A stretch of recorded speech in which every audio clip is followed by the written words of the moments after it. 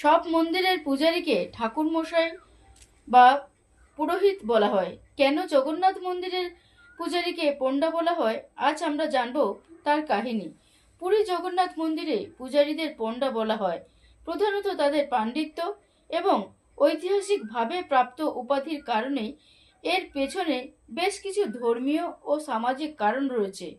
পণ্ডা শব্দটি সংস্কৃত পণ্ডা বা পণ্ডিত শব্দ থেকে এসেছে, যার অর্থ জ্ঞান বা প্রজ্ঞা।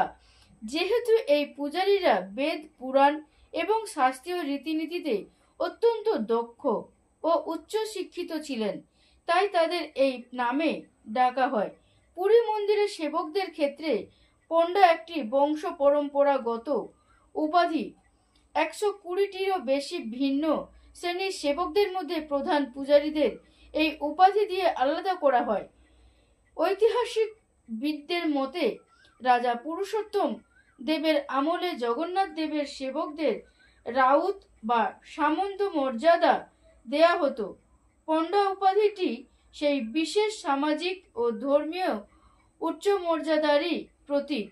দূর দূরান্ত থেকে আসা ভক্তদের জন্য তারা গাইড বা তীর্থগুরু হিসেবে কাজ করেন। ভক্তদের বংশ ললিকা বা যাত্রীপুঞ্জি রক্ষণাবেক্ষণ করা এবং তাদের ধর্মীয় আচার সম্পন্ন করতে সাহায্য করার কারণেই সাধারণত মানুষের কাছে তারা পণ্ডা হিসেবে বেশি পরিচিত। কোনো কাহিনী অনুসারে ভগবান জগন্নাথের সেবকরা তার পরিবারের সদস্য বা অত্যন্ত ঘনিষ্ঠ বলে মনে করা হয়।